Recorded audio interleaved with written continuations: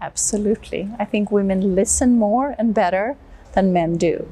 So I really encourage and applaud the more women that get involved in politics. I think we would see a different world and different societies.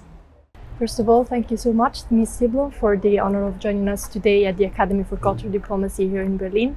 And we would like to ask you a few questions in order to hear your thoughts and your opinions on the cultural diplomacy and other salient issues.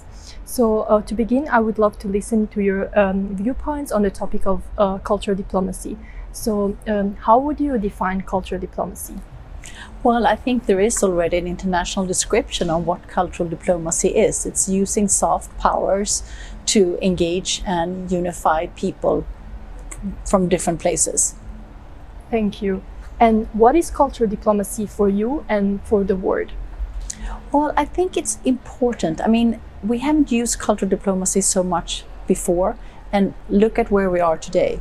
I think we need to try new ways, and I think using cultural diplomacy could increase the understanding between countries and maybe lead to fewer conflicts than we have today in the world. Thank you for your answer. And do you believe, so how significant it is to now have cultural diplomacy as a recognized academic field? Well, absolutely. Like I said, in order to work more with cultural diplomacy, we also need to have it as an academic field. So definitely, and I'm very happy to hear that ICD has different kind of programs, including just that topic. Yes, thank you. So my next question would be, how is cultural diplomacy applied in Sweden?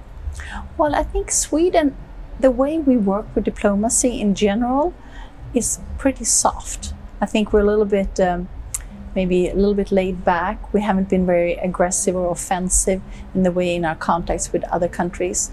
So I think even though we not use the term, I think we actually work with diplomacy in that way. Thank you. So next, I would like to hear your thoughts on the subject of women's empowerment in the field of politics and diplomacy. So first of all, how important it is to encourage women to be involved in politics and diplomacy, in your opinion? Well, absolutely. Women are 50% of the people. So definitely we need more women in politics.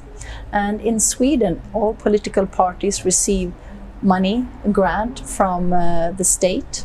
And if you also have an organization just for women within your political party, you get a separate grant for them. So that actually encourages the political parties to have organizations for women. And I think that's necessary to be able to lift women, to encourage women to get involved, since politics in general have been such a traditional male area. Thank you. So do you believe there is a difference in leadership between male and female? Absolutely. I think women listen more and better than men do. So I really encourage and applaud the more women that get involved in politics. I think we would see a different world and different societies. Thank you. So what can Sweden do in order to encourage women's empowerment in the political field even more? Well, I think we are doing a lot, and I think we can be a great example for other countries to see how do we get more women involved in politics. And there I think Sweden can be one of the leaders, show the way. Thank you. So now I would like to move on to the subject of democracy and peace, which is also the main topic of this conference. Mm-hmm. So what is your opinion in general on the current situation globally with regards to democracy and peace, and what future is awaiting us? Well, I think right now it's a pretty dark future. We were just told yesterday that at the beginning of this year, 2024, there were over 200 wars going on all over the planet. And also the number of democracies are in decline, which is also very scary.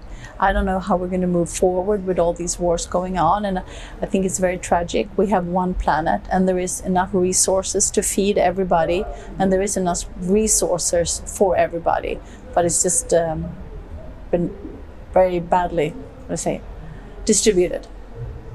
Yes. So how strong are the democratic values in Sweden, and what is the current situation in Sweden with regards to keeping democratic values and agenda? Well, when you look at the list of countries with the most and strongest democracies, Sweden is in the top.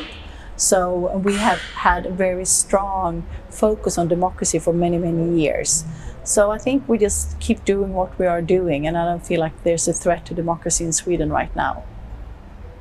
Thank you for your answer. So what do you believe, what do you think the European Union should do in order to strengthen their democracies and bring peace to the regions and globally as well? And what should Sweden do in particular? Well, I think the European Union needs to shift their focus. I think right now the European Union, with their 50,000 office workers, focus on smaller things. It could be the size of cucumbers. They have opinions on how in Sweden we should handle our forests.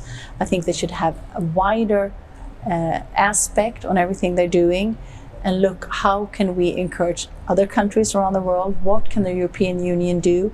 We can use the power we have when it comes to trade.